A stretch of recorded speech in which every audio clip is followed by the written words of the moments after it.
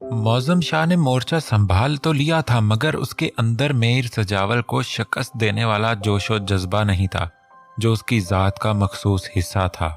पल भर में दुश्मन को ज़ेर करने वाला मौज़म शाह कहीं खो गया था। इस वक्त उसका ध्यान बेडरूम में बेखबर सोई हुई अरूज की तरफ था। मीर सजावल के मोर्चे से मुसलसल फायरिंग हो रही थी। शाहपुर से भी भरपूर जवाबी कार्रवाई जारी थी। पूरा गांव गोलियों की आवाज़ों से गूंज रहा था। बरसों पुरानी खूनी रात अपने अंदर तमाम तर मनहूसियत लिए फिर इस गांव पर नमूदार हो गई थी। गांव के लोगों में शदीद खौफो हरास फैला हुआ था। कुछ लोग डर के मारे कुरानी आयात का विर्द कर रहे थे। जिनके भाई बेटे शौहर इस खूनी खेल में मुलव्वस थे, वो रो रो कर उनकी खैरियत की दुआएं मांग रही थीं। जरताज ने गोलियों की आवाज़ सुनकर समेटी हुई जाए नमाज फिर से बिछाई और दुआ के लिए हाथ बुलंद कर लिए। अभी भी वो अपने मीर साईं की सलामती के लिए दुआ गो थी। दिल में उसके लिए शदीद नफरत सही, मगर जरताज को उसकी जिंदगी अब भी अजीज थी। फायरिंग की जोरदार आवाज़ों पर अरूश बदहवास सी होकर कमरे से बाहर निकली। संभल संभल कर सीढ़ियां उतरते हुए वो लॉन्ज में पहुंची तो तकरीबन पूरा खानदान ही वहां मौजूद था। अरूश के इस तरह चले आने पर रुखसाना बेगम उसे थामने के लिए आंखें साफ करती हुई इसकी जानब बढ़ी। खाला जान, ये सब क्या हो रहा है? इतनी फायरिंग क्यों हो रही है? और शाह कहाँ है? वो तो कमरे में ही मौजूद थे, मगर अब वहां नहीं है। अरूश ने घबराए हुए लहजे में पै दर पे सवालों की बौछार कर दी। अरूश, तुम अपने कमरे में जाओ। तुम्हारी हालत ऐसी नहीं कि तुम खुद को इन मामलात में उलझाकर परेशान हो। इंशाअल्लाह शाह वापस आ जाएगा, मुझे अल्लाह पर पूरा भरोसा है। वो नम लहजे में बोल रही थी। अम्मा, मुझे तो कुछ बताएं, ये सब क्या हो रहा है? गोलियों की आवाजें क्यों आ रही हैं? क्या शाह वहां पर मौजूद है? बिलाखिर समीना बेगम ने उसे नवाज की बेटी के अगवा से लेकर जरताज के साथ होने वाली ज्यादती की सारी तफसील कह सुनाई। अम्मा, ये सब कब बंद होगा? शाह को तो कुछ नहीं होगा ना? अरूश अपना सर थामे सोफे पर ही ढह गई। भाभी, सब ठीक हो जाएगा। आप अल्लाह साईं से दुआ करें, वो असबाब बनाने वाला है। मैं कुछ करता हूँ। इस बार पहले की तरह तबाही नहीं होने दूंगा। इस सो कॉल्ड दुश्मनी में पहले ही बहुत सी जिंदगियां बर्बाद हो चुकी हैं। मजीद किसी बेगुनाह को इस जुल्म का निशाना नहीं बनने दूंगा। मखतूम शाह ने पुरअज़्म लहजे में कहते हुए बाहर की जानिब कदम बढ़ाए। रुक जाओ मखतूम शाह, कम अज कम तुम तो बाहर मत जाओ। मेरा दिल बैठा जा रहा है। शाह तो अपनी मनमानी कर ही रहा है, मगर अब तुम तो मेरी बात मानो। रुखसाना बेगम उसकी मिन्नत कर रही थीं। अम्मा, आप मेरी तरफ से मायूस मत हों। मैं इस मुआज में हिस्सा लेने नहीं जा रहा हूँ, बस इन लोगों को तबाही की तरफ जाने से रोकने की कोशिश कर रहा हूँ। आप मुझ पर भरोसा रखें, मैं कोई खून खराबा नहीं होने दूंगा, ना इस तरफ और ना उस तरफ। वो संजीदगी से कहते हुए लंबे लंबे डग भरता निकलता चला गया। अरूश बेबसी से उसे जाते हुए देख रही थी। किसी अनजाने खौफ से उसका दिल बैठा जा रहा था। समीना बेगम ने उसके जर्द पड़ते चेहरे पर नजर डाली तो उठकर उसके पास आ गई और उसे खुद से लगा लिया। अरूश, फिक्र मत करो, सब ठीक हो जाएगा। मखतूम कोशिश कर रहा है ना, इंशाल्लाह वो अपनी कोशिश में कामयाब जरूर होगा। समीना बेगम ने उसे थपकते हुए तसल्ली दी। अम्मा, शाह ने जाने से पहले मुझे बताया भी नहीं। अगर उन्हें कुछ हो गया तो हम फिर से बेआसरा हो जाएंगे। वो माँ के सीने में सर छुपाए हुए बोली। बेटा, मायूस मत हो, अल्लाह से अच्छे की उम्मीद रखोगी तो सब ही अच्छा होगा। हमें अल्लाह की पाक जात पर भरोसा रखना चाहिए। वो अपने बंदों पर उनकी बर्दाश्त से बढ़कर बोझ नहीं डालता। दुआ करो, दुआ में बहुत ताकत है और इस मुश्किल वक्त में शाह को दुआओं की सख्त जरूरत है। समीना बेगम गैर मरई नुक्ते पर नजर जमाए धीमे लहजे में उसे समझा रही थीं। उनकी आंखों में 20 साल पहले का मंजर अपनी तमाम तर जुजियात के साथ रोशन हो गया था। गोलियों की आवाज पर जरताज आंखें बंद किए सीने पर हाथ रखकर बैठी थी। आंखों से पानी रवानी से बह रहा था। वो जानती थी आज मीर सजावल अपनी बची कुची वहशत भी मिटा कर रहेगा, मगर इस खतरनाक तसादुम में खुद उसकी जान भी जा सकती है। ये खौफ उसके जिस्म से खून निचोड़े ले रहा था। उसकी रीढ़ की हड्डी में सुनसनाहट हो रही थी। उसके भरे भरे गुलाबी लब विर्द में मुसलसल हिल रहे थे। दिल था कि मीर सजावल जैसे इज्जत के लुटेरे की सलामती के लिए मचले जा रहा था। अल्लाह साईं, मैंने अपने गुनाहगार की सारी खताएं माफ कर दी, आप भी उसे माफ फरमा दें। मीर साईं की मोहब्बत मेरी रगों में सरायत कर चुकी है। उन्हें कुछ हो गया तो मैं भी मर जाऊंगी। मैं पहले ही से ही आपकी गुनाहगार बंदी हूँ। मेरी दुनिया मिट्टी में मिल चुकी है। खुदकुशी जैसे हराम फेल से गुजरने के बाद मेरी आखिरत भी मिट्टी में मिल जाएगी। अल्लाह साईं मुझे अपने सबसे नापसंदीदा अमल को अपनाने से बचा लें। आपने मेरी किस्मत में मीर साईं की जुदाई लिख दी है, मगर मुझे अपनी रहमत के साए से महरूम मत करें। मैं उनके बगैर तो जी सकती हूँ, मगर उनकी मौत के साथ मेरी मौत भी यकीनी है। हम दोनों गुनाहगारों पर रहम फरमा दें। मेरे मीर साईं को बचा लें, उनके दिल में रहम डाल दें, इस खून खराबे को रोक दें। वो दोनों हाथ आपस में जोड़े दिल ही दिल में रब से मुखातिब थे। मीर साईं कुछ तो करें, मेरे बेटे को बचा लें। वो जज्बात में अंधा हो गया है। वो ये सब किसी और के लिए नहीं, उसी लड़की जरताज के लिए कर रहा है। आप उसको वापस ले आएं। जरताज की खातर वो अपनी जान कुर्बान करने चला है। आज वो मुअज्जम शाह को नहीं छोड़ेगा और बदले में मुअज्जम शाह उसके साथ वही करेगा जो असद शाह ने मीर परवेज और भाई तैमूर के साथ किया था। आपको अल्लाह का वास्ता है, कुछ तो कीजिए। उससे पहले कि मीर साईं पर कोई आफत आए, उसे रोक लें। क्या आप यूं ही हाथ पर हाथ धरे बैठे रहेंगे? वो मीर जाफर के सामने ज़ारों की तार रो रही थीं। अगर आपने कुछ नहीं किया तो मैं खुद वहां चली जाऊंगी। फायजा बेगम बिलाकर चिल्ला उठी। उनकी हिम्मत जवाब दे गई थी। उनका बेटा मौत के मुंह में जा रहा था और सब खामोश तमाशाई बने बैठे थे। ये बात उनसे बर्दाश्त नहीं हो रही थी। बंद करो अपनी बकवास। एक तो यहाँ एक मुसीबत खड़ी है, ऊपर से तुमने बोल बोल कर मेरा दिमाग खराब कर दिया है। मेरी समझ में नहीं आ रहा कि मैं क्या करूं। उसे कोई भी कदम उठाने से पहले मुझसे पूछना तो चाहिए था। खुद ही बात पे बात बखेड़े खड़े कर देता है। मीर जाफर ने झुंझलाते हुए फायजा बेगम की तबीयत साफ की। दर हकीकत वो खुद भी बेहद खौफजदा थे। मीर जाफर, ये तुम्हारी दी हुई ढील और बेजा आजादी का नतीजा है।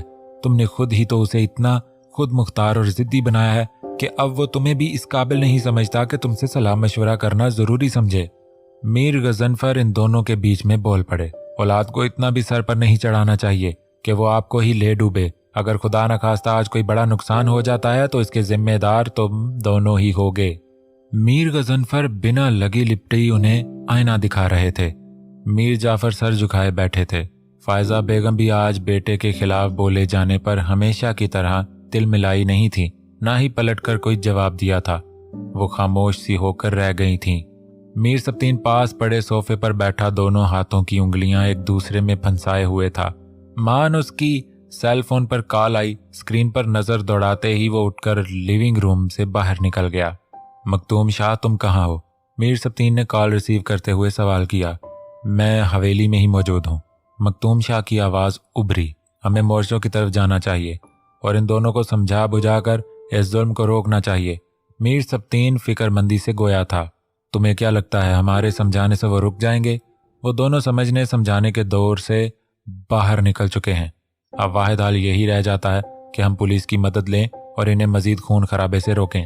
उसके सिवा कोई दूसरा रास्ता नहीं। मखतूम शाह ने मुदबराना कहा। खुद से तो पुलिस ने कोई एक्शन लेना नहीं है। कोई भी इन दोनों के मामले में हाथ डालने और गांव में कदम रखने की कोशिश नहीं करेगा। मीर सब्तीन सोचते हुए बोला, इसके लिए मैं अपनी चंद खास दोस्तों से राब्ता करने की कोशिश कर रहा हूँ जो पुलिस के आला ओहदों पर फायज हैं। उनको साथ शामिल करके इस संगीन मसले से बआसानी निपटा जा सकता है। मखतूम शाह ने उसे लायहा अमल से आगाह किया। ये तरीका ज़बरदस्त रहेगा। तुम उनसे राब्ता करो, फिर हम सब साथ ही वहाँ पहुँचेंगे।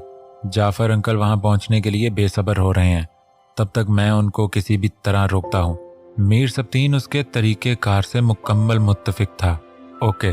मखतूम शाह कॉल डिस्कनेक्ट करते ही पुलिस अफसरान से राब्ता करने में मसरूफ़ हो गया था। उसने कई जगहों पर तफसीलन गुफ्तगू करने के बाद मुतमईन सा होकर एक गहरी सांस फिजा में खारिज की। मीर सजावल और उसके कारिंदे बगैर तातुल के अंधाधुंध फायरिंग कर रहे थे। चूंकि उसने पूरी प्लानिंग से अटैक किया था, इसलिए वो किसी भी किस्म की बदहवासी का शिकार नहीं था। जबकि मुअज्जम शाह, जो पहले ही नादिम और शिकस्त खुर्दा था, इस अचानक हमले के लिए हरगिज तैयार नहीं था। यही वजह थी कि कभी उसका निशाना चौक रहा था तो कभी उसकी जहनी रूह भटक जाती और वो कोई ना कोई गलती कर बैठता। नशे की ज्यादती भी उसे कमज़ोर कर रही थी। उसका दिलो दिमाग अरूज और अपने होने वाले बच्चे में उलझा हुआ था। इस वक्त उसे मीर सजावल को मात देने से ज्यादा इन दोनों की फिक्र सता रही थी, मगर फिर भी अपनी जान में वो भरपूर मुकाबला कर रहा था। दोनों तरफ से जबरदस्त मुकाबला जारी था और अब तो काफी खतरनाक शिद्दत अख्तियार कर गया था। मीर सजावल के पास बंदे बहुत ज्यादा होने की वजह से वो लोग मुअज्जम शाह पर भारी पड़ रहे थे। मौज़म शाह बहुत ज्यादा जख्मी हो चुका था। उसके बावजूद भी वो डटा हुआ था, मगर अब उसकी हिम्मत जवाब दे गई थी। उसे ज्यादा गोलियां लग चुकी थीं और तवातर से खून बहने की वजह से अब निकाहत तारी होने लगी थी, जबकि मीर सजावल ने अपना बचाव का जबरदस्त बंदोबस्त किया हुआ था। उसके बावजूद भी एक या दो गोलियां उसे छूकर गुजर गई थीं, मगर एक गोली उसके बाजू में भी लगी थी। मीर सजावल की गन से निकलने वाली गोली शाह के सर से गुजरी और वो वहीं बेजान होकर गिर पड़ा। उसके कारिंदे भी हाथ रोककर उसकी तरफ भागे थे। सामने यकदम खामोशी छा जाने पर मीर सजावल ने भी जरा दम लिया। तकलीफ की शिद्दत से उसका सफ़ेद शफाफ चेहरा सुर्ख पड़ गया था। उसने गर्दन मोड़कर हाथ से अपना बायां बाजू पकड़ा और जख्म का जायजा लिया। तभी पुलिस की भारी नफरी मौका पर पहुंच गई। पुलिस सायरन पर मीर बुरी तरह चौंक पड़ा। पुलिस ने स्पीकर में दोनों ग्रुप्स को हथियार डाल देने और गिरफ्तारी देने की वार्निंग दी। साजिद, पुलिस यहाँ किसकी इजाजत से पहुंची है? वो बुलंद आवाज में धाड़ा। मीर साईं, मुझे कोई खबर नहीं, मैं तो आपके ही साथ हूँ, वो मिनमिनाया। यकीनन मुअज्जम शाह ने घबराकर पुलिस की मदद ली है। आपने देखा नहीं, उसकी तरफ सन्नाटा भी छा गया। उसकी कोई तैयारी नहीं थी और उसके पास बंदे भी कम थे। उसने अंधेरे में तीर चलाया। बकवास मत करो, वो ऐसा हरगिज नहीं करेगा, मैं उसे अच्छी तरह जानता हूँ। मीर ने उसे झिड़का।